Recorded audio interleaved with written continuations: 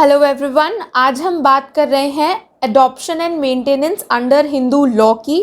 तो अगर हम हिंदू रिलीजियस टेक्स्ट को उठाकर देखें और धर्मशास्त्र की बात करें जिसमें एडॉप्शन के बारे में जिक्र किया गया है, और स्पेसिफिकली अगर हम मनुस्मृति की बात करें तो यहाँ पर हम देख सकते हैं कि सिर्फ सन को अडॉप्ट करने की बात की गई है, डॉटर को अडॉप्ट करने का जिक्र कहीं नहीं है।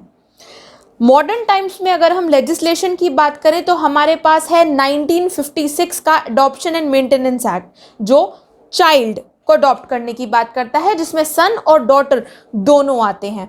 तो सबसे पहले हम देखेंगे इस एक्ट के according who can adopt a child.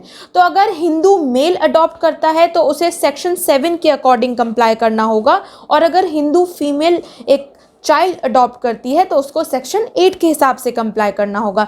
Section 7 बात करता है, पहले वो मेजर होना चाहिए, साउंड माइंड होना चाहिए। उसके बाद यहाँ पर हम देख सकते हैं कि उसकी अगर वाइफ है तो वाइफ का कंसेंट होना बहुत ज़रूरी है, टेंटेड कंसेंट ना हो, वाइफ ने विलिंगली फ्री कंसेंट दिया हो। अगर वाइफ डिनाई कर देती है तो एक हिंदू मेल चाइल्ड अडॉप्ट नहीं कर सकता। इस तरीके से अगर एक हिंदू फीमेल भी अडॉप्ट करती है तो कुछ कंडीशंस हैं जिनकी बात सेक्शन 8 में की गई है। सेक्शन 8 कहता है कि फीमेल मेजर होनी चाहिए, फीमेल साउंड माइंड होनी चाहिए, फीमेल विडो भी है तो चलेगा, डिवोर्स्ड भी है तो चलेगा, फीमेल अनमैरिड है तो भी वो चाइल्ड अडॉप्ट कर सकती है, लेकिन उसका मेजर और साउंड होना ज़रूरी है। अब हम देखेंगे कि who can give child for adoption, कौन चाइल्ड दे सकता है अडॉप्शन के लिए, जिसकी बात section 9 of adoption and maintenance act 1956 में की गई है। तो यहाँ पर लिखा है no one but parent and guardian, सिर्फ पेरेंट्स और गार्जियन को ये करने की अनुमति है। उसके बाद हम देखें तो ये पूरा जो अडॉप्शन का प्रोसेस है वो यही है कि वाइफ और हस्बैंड दोनों का कंसेंट ज़रूरी है, अनसाउंड माइंड नहीं होना चाहिए, एज ऑफ मजॉरिटी से ऊपर की एज हो, मेजर हो। और ये इसके बाद हम बात करेंगे मेंटेनेंस का। तो मेंटेनेंस का जिक्र किया गया है अडॉप्शन एंड मेंटेनेंस एक्ट के चैप्टर 3 में। मेंटेनेंस का जनरल मीनिंग देखें तो वो होता है टू मेंटेन, जिसमें असेंशियल रिक्वायरमेंट हम पूरा करते हैं। फूड हो गया, क्लोथ हो गया, शेल्टर हो गया, एजुकेशन हो गया, मेडिकल एक्सपेंसेस हो गए, मेडिकल फैसिलिटीज़ हो गई, और फाइनेंशियल सपोर्ट हुआ। यहाँ पर फाइनेंशियल सपोर्ट जनरली हस्बैंड या फिर फादर देते हैं।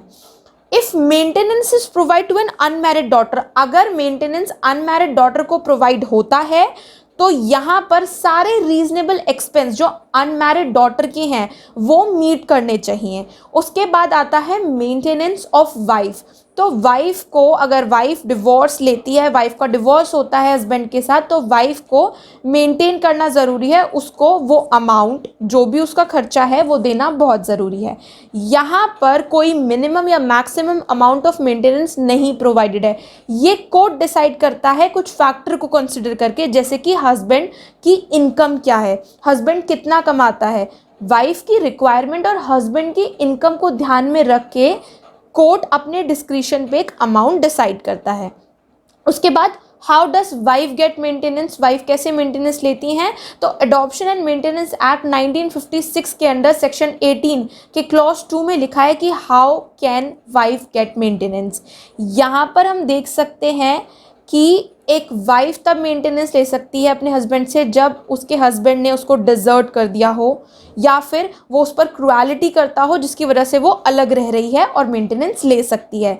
या फिर यहाँ पर उसे हस्बैंड को ऐसा डिसीज़ हुआ है जो इनक्योरेबल है, हस्बैंड की अनदर वाइफ है, और तब भी वाइफ अगर वाइफ है दूसरी तो ये वाइफ अलग रह रही है जो वो मेंटेनेंस मांग सकती है। उसके बाद हस्बैंड ने अगर अपना रिलीजन कन्वर्ट कर लिया है और वाइफ को ये इस चीज़ की वाइफ उसे परमिशन नहीं देती और वो अब उसके साथ नहीं रहना चाहती है। फॉर एग्जाम्पल, अगर एक हिंदू वाइफ हस्बैंड थे और हस्बैंड अब मुस्लिम हो गया है और यहाँ पर वाइफ उससे अलग रह रही है तो उससे मेंटेनेंस ले सकती है।